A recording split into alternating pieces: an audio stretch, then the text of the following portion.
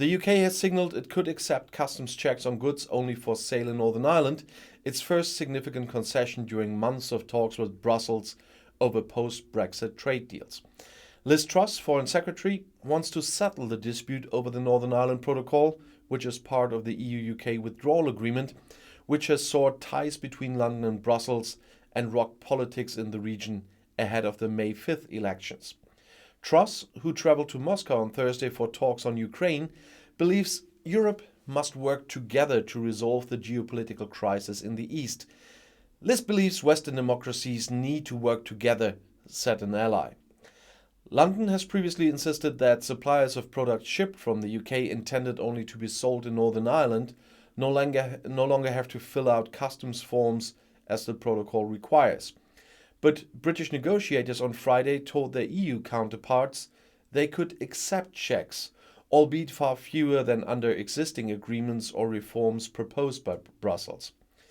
The verbal offer was considered so sensitive that it has not yet been submitted in writing.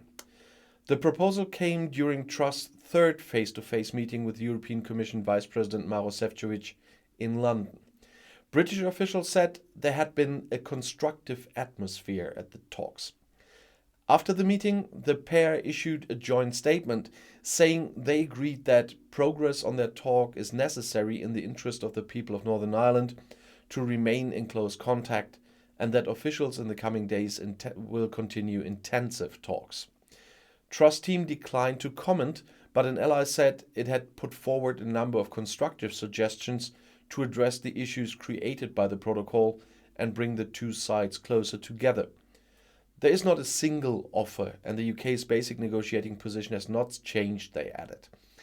Under the terms of the Northern Ireland Protocol, all goods entering the region from the UK must comply with EU customs and health rules to avoid a trade border on the island of Ireland itself. But this so-called Irish Sea border has offended the unionist community in the north, which prefers to remain in the UK. The Commission offered in October to create red and green channels through which goods clearly destined to remain within Northern Ireland, such as supermarket deliveries, would only have to submit a single customs form per load. London has now agreed to discuss the idea, but would like less detailed explanations.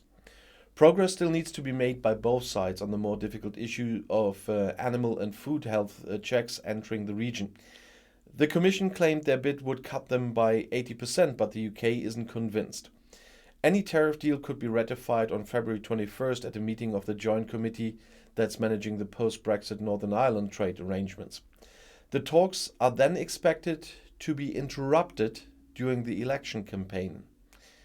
EU diplomats gave a cautious welcome to the UK proposal.